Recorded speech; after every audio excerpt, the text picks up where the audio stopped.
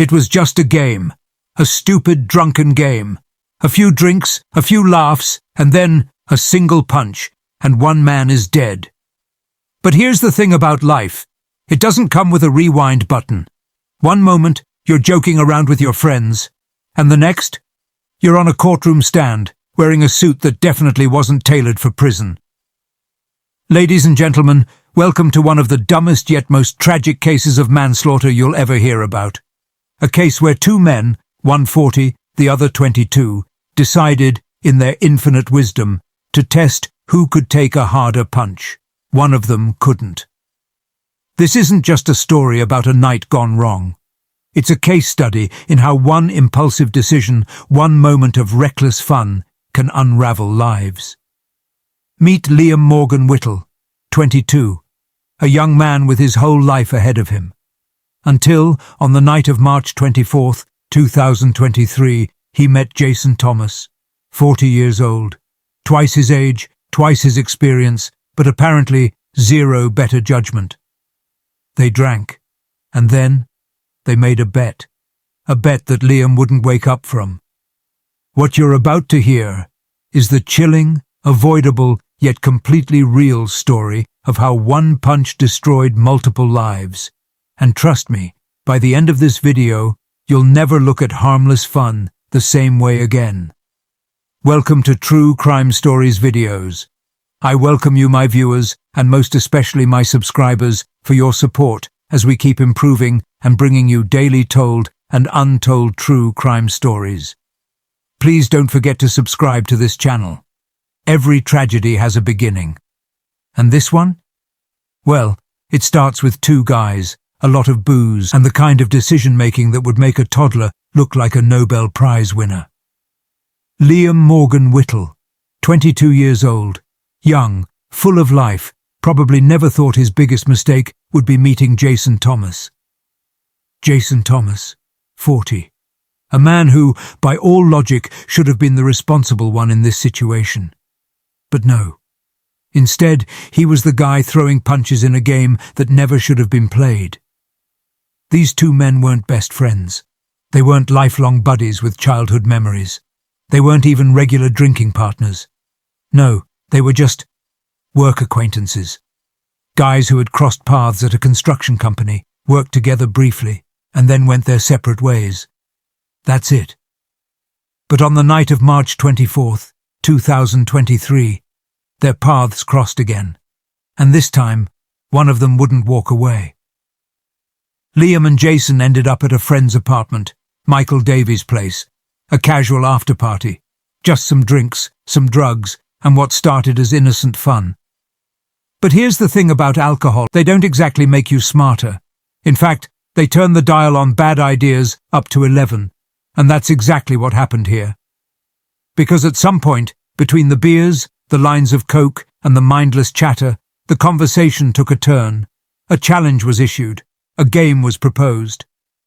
It started as just banter, just two guys flexing their egos, trying to prove something that didn't need proving. Who can take a punch better? Someone asked. Now normally, this is the part where a sane person would laugh, shake their head, and go back to their drink. But these two?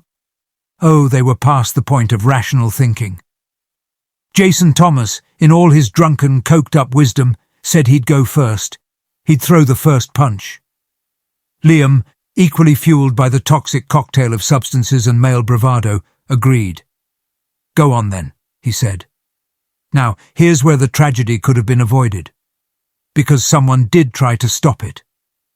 Michael Davies, the guy whose apartment they were in, saw where this was heading, and he didn't like it. He told them to stop.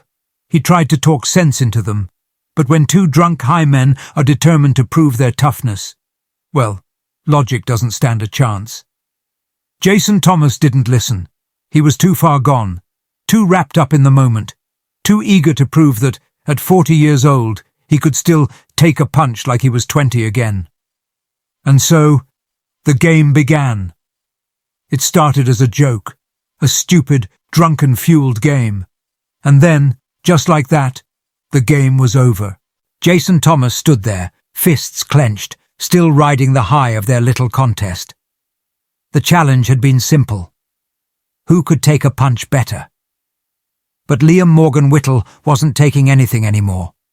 He was on the floor, motionless. At first, there was laughter, because of course it was still a joke, right? Just Liam messing around, playing up the knockout for dramatic effect.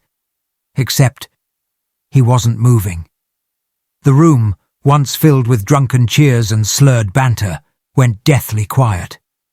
Michael Davies, the only sober one in the apartment, felt his stomach drop. This wasn't part of the game. Thomas, still standing over his friend, took a shaky step back. Liam? Nothing. He knelt down, gave Liam's shoulder a shake. Still nothing. Reality was hitting faster than his fists had. Thomas's face, flushed from alcohol and adrenaline, drained of colour. "Oi, mate, wake up." Michael Davies' voice cut through the silence like a blade. "Jesus Christ, Jason, what did you do?" No one had an answer, because suddenly Liam wasn't just unconscious, he wasn't breathing. Davies fumbled for his phone, hands trembling as he dialed emergency services. 911 operator. "What's your emergency?" "My friend, he's not breathing, he was hit. Jesus, he just collapsed. We need help." Jason Thomas was pacing, muttering, swearing, gripping his head as if trying to physically rewind time. "I didn't mean to. I didn't—" But no one was listening to him anymore. Paramedics arrive. But it's too late. The sound of sirens filled the night air. Blue lights flooded the room as paramedics rushed in, pushing past the stunned, intoxicated men. They dropped to their knees beside Liam's body, checked his pulse. Nothing. They started CPR, compressions, oxygen masks, everything in their power to bring him back. Michael Davies stood in the corner, hands over his mouth. Jason Thomas, frozen, watching, waiting for someone to tell him this wasn't real. One of the medics finally looked up. His face said everything.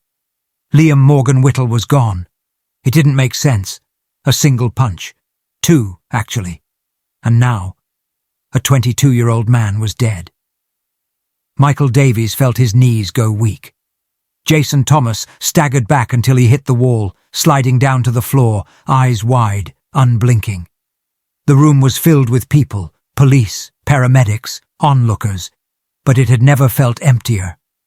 And outside, somewhere in the night, Liam's mother was asleep, blissfully unaware that, by morning, her world would never be the same. The apartment was still. The laughter? Gone. The drinking? Over. The game? Ended in the worst way imaginable. And now, it wasn't just a group of intoxicated men in a room. It was a crime scene. Police arrived in waves, stepping over beer bottles and discarded cigarette butts as they secured the area. The flashing blue lights outside painted eerie shadows on the walls. A few hours ago, this was just another Friday night gathering. Now, it was the scene of a sudden, violent death. Jason Thomas, still sitting against the wall, looked up in a daze as officers approached him. His hands were shaking, whether from shock or withdrawal, no one could tell. "Is he?" he started to ask. A paramedic's grim expression gave him the answer before the words ever came. Yes. Liam Morgan-Whittle was dead, and Jason Thomas had killed him. Liam's body was zipped into a black bag and wheeled out. A final exit he never expected. Michael Davies, the last sober man standing, was questioned first. His voice was hoarse, his hands still trembling from dialing 911. He told them everything, how it was supposed to be a joke, how it all spiraled in seconds, how he knew from the moment Liam hit the floor that something was terribly wrong. One officer shook his head. "One punch can kill," he muttered under his breath. This wasn't just an accident anymore. It was a case. Across town, the Whittle household was fast asleep, peaceful, unaware. Then the knock at the door. Claire Whittle opened it, blinking against the harsh glow of a police officer's flashlight. Behind him stood another officer, a woman this time, her expression carefully measured. "Mrs. Whittle." "Yes?" A pause. Then, words that would change her life forever. "We're so sorry to inform you, but—" She didn't hear the rest. The world blurred. The walls closed in. Somewhere in the distance, she heard herself scream. Days later, the official report came in. The cause of death: catastrophic head injuries. Liam didn't stand a chance. It wasn't just a knockout. His brain had suffered massive trauma, a fatal combination of impact and sheer bad luck. A single moment of drunken bravado had robbed him of everything: his future, his family, his life. And now, it was time for justice. Back at the station, Jason Thomas sat in an interrogation room, his head in his hands. He had sobered up, but the headache pounding in his skull wasn't from withdrawal anymore. It was from the weight of what he had done. The door opened. 2 officers entered. "Jason Thomas, you are under arrest for manslaughter." The words hit harder than any punch ever could. And just like that, his life was over too. The heavy oak doors of Swansea Crown Court swung open, and in walked Jason Thomas, flanked by his defence team. His face was pale, his steps uncertain, as if he still hadn't fully grasped that this wasn't just another bad hangover. This was his reckoning. The public gallery was packed. Liam Morgan-Whittle's family sat in silence, their faces a mix of grief and anger. The weight of their loss pressed against the air, thick and suffocating. Then the judge entered. The room fell silent. The prosecution wasted no time. William Hughes KC stood, his voice even but sharp, slicing through the courtroom like a blade. This was not just a drunken mishap. This was reckless, avoidable, and, most tragically, irreversible. He turned to Jason, eyes narrowing. "Mr. Thomas, despite multiple warnings, you engaged in a dangerous game. And because of that choice, Liam Morgan-Whittle is dead." Jason sat frozen, hands gripping the edge of the table. No one could look at Liam's grieving mother, Claire Whittle, without feeling the full gravity of the moment. She was there, shoulders stiff, eyes red-rimmed but unblinking, watching, listening, waiting for justice. The room tensed as Jason Thomas finally spoke. "Guilty, Your Honor." 2 words. That was it. No excuses, no explanations. Just the undeniable, crushing truth. A murmur rippled through the courtroom. Some were relieved. It meant no drawn-out trial. Others, furious, because saying guilty wouldn't bring Liam back. The judge, Paul Thomas KC, leaned forward, his gaze piercing. "Mr. Thomas, your drunken state clouded your judgment. You ignored repeated warnings. You struck not 1, but 2 blows, unnecessary, excessive, and ultimately fatal. Now, a young man is dead." Jason didn't move. He barely breathed. The sentence, 2.5 years in prison. Then came the moment everyone had been waiting for. The gavel hit. "Jason Thomas, I sentence you to 2.5 years in prison." Silence. Then the sound of Claire Whittle sobbing. It wasn't loud, it wasn't dramatic. It was the sound of a mother realizing that no matter what happened, justice would never be enough. 2.5 years. That was it. A life lost forever. And a sentence that would end before Liam's next birthday ever could. Outside the courtroom, the media swarmed. Reporters fired questions. Headlines exploded. "Outrage as man gets 2.5 years for killing friend in drunken game." A joke turned tragedy, but is the sentence a joke too? Social media was on fire. Some called it a travesty of justice. Others blamed Jason, alcohol, the legal system, everyone and everything. But for Claire Whittle, none of it mattered. Liam was gone. And no number, 2.5 years, 25 years or even life, could change that. This wasn't just a courtroom drama. It was a family's worst nightmare. The verdict was in. 2.5 years. Outside the courtroom, reporters barked questions. Social media erupted in fury. Some called it a joke, others called it a disgrace. But for Claire Whittle, none of it mattered. She wasn't looking for revenge. She wasn't looking for headlines. She was looking for her son, and she would never find him again. Inside her modest living room, Claire sat surrounded by Liam's things, his childhood toys, his football trophies, the framed photos that now felt like cruel reminders of what was stolen. Liam didn't have an illness, she said, her voice trembling. He didn't have an accident. He was killed. Killed by a game that was never supposed to be played. Her hands traced over an old picture, Liam at 5 years old, laughing in a Batman costume, his whole life ahead of him. Now, nothing but memories. The people left behind. Liam's friends weren't the same. Michael Davies, the man who had warned Jason to stop, hadn't forgiven himself. I should have done more.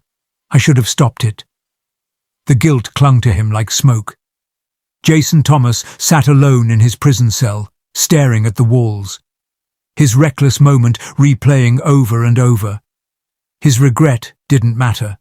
His apologies didn't matter. Because Liam wasn't coming back. Could it have been avoided? Could Jason have stopped himself? Could someone else?